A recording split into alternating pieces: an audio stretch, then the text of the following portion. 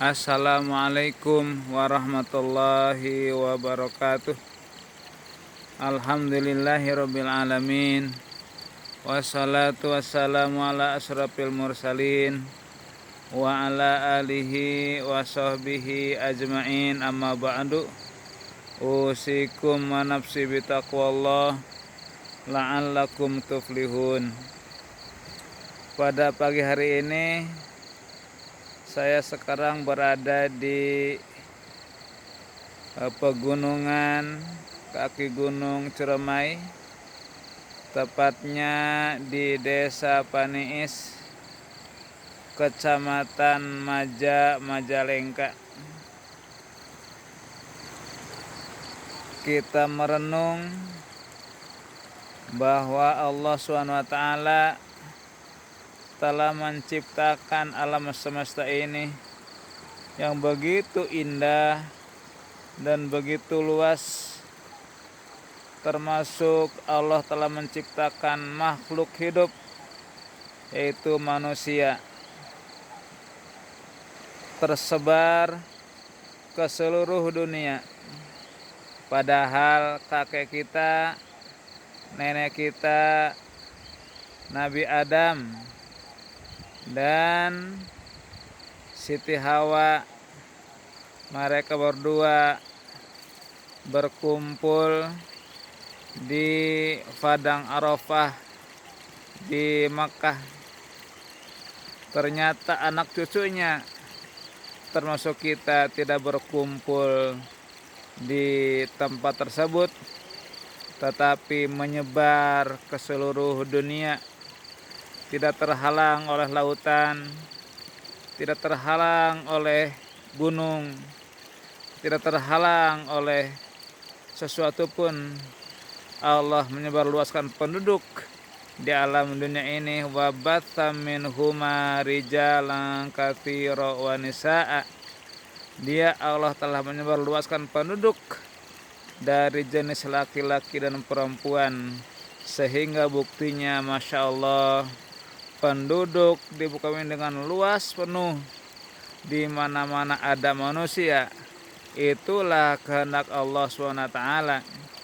Termasuk pada hal kakek kita, nenek kita satu bahasa Arab, tapi ternyata anak cucunya Masya Allah berbagai juta bahasa. Ada bahasa Sunda, bahasa Batak, bahasa Jawa, bahasa Belanda, bahasa Inggris, dan seterusnya. Masya Allah. Siapakah yang menghendaki bahasa tersebut? Tentunya Allah Subhanahu wa ta'ala yang mengatur kehidupan alam semesta, yaitu Allahu Rabbul Alamin. Allah yang mengatur semua alam, termasuk mengatur rezeki kita, mengatur jodoh kita, mengatur kehidupan kita, sehingga dimanapun manusia berada, mereka betah, mereka ada rezekinya, mereka ada jodohnya, dan seterusnya. Itulah kehendak Allah SWT yang perlu disyukuri. Sehingga dengan tafakur ini akan menjadikan iman kita lebih mantap kepada Allah yang menciptakan manusia. Allahu Rabbun Nas, Allah yang mengatur manusia. Allahu Rabbul Alamin, Allah yang mengatur semua alam. Dan Allahu Rabbuka, Allah yang mengatur kamu. Dan Allah Rabbi, Allah yang mengatur aku. Semuanya diyakini Allahu Rabbul Alamin, Allah yang mengatur semua alam tersebut, termasuk rezeki kita, termasuk nasib kita. Sehingga berada manusia seperti ini, padahal kita sadar setiap manusia yang lahir semuanya satu derajat seorang bayi. Wallahu akhrajakum min butuni ummahatikum la ta'lamuna syai'a. Dia, Allah, telah mengeluarkan kalian dari perut ibu kalian masing-masing. La ta'lamuna syai'a, dalam keadaan tidak punya apa-apa, dalam keadaan kamu tidak tahu apa-apa.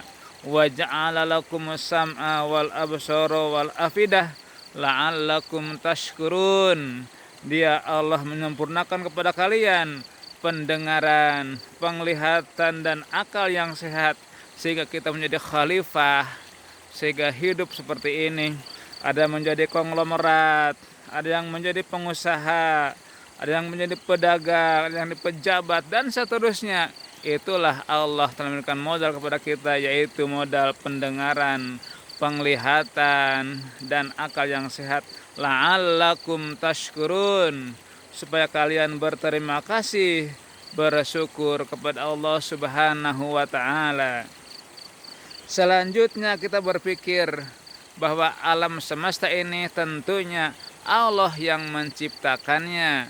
Dengan tafakur tersebut, insya Allah kita termasuk orang yang senantiasa bersyukur kepada Allah Subhanahu wa ta'ala. Kemudian bagaimana cara bersyukur atau berpikir?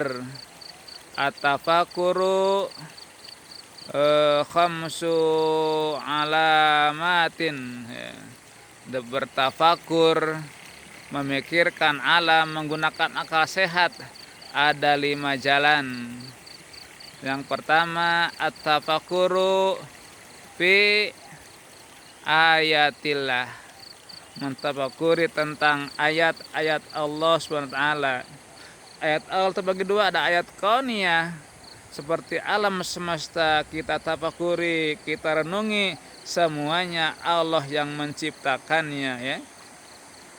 Kemudian ayat qauliyah, yaitu kalam Allah Al-Quran, itu merupakan pedoman hidup untuk keselamatan manusia dunia akhirat.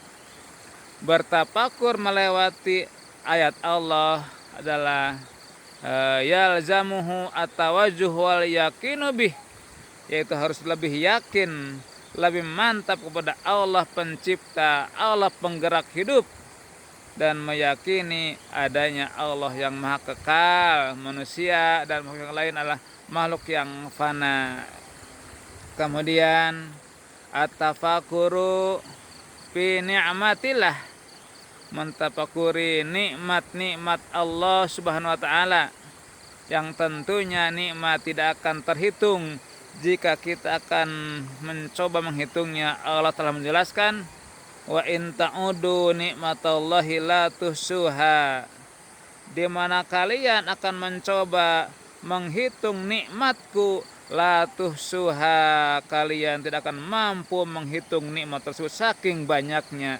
Yatawaladu minhu al-mahabbah, mentafakuri tentang nikmat Allah harus mampu melahirkan cinta kepada Allah Subhanahu wa ta'ala. Bentuk cinta tentunya tunduk dan patuh kepada kehendak yang dicintainya Allah Subhanahu wa ta'ala.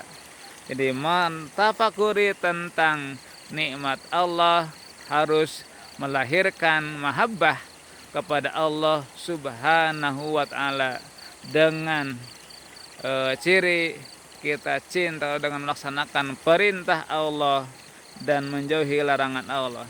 Kemudian at-tafakuru fi wa'dillah, mentafakuri tentang janji-janji Allah, itu janji tentang kenikmatan, janji surga, janji pahala. Ketika mentafakuri wa'ada Allah, janji Allah, yatawaladu minhu ar-raghbah. Ulangi lagi, yatawaladu minhu ar-raghbah, harus melahirkan rasa ingin melaksanakan nikmat tersebut, ingin melaksanakan janji tersebut.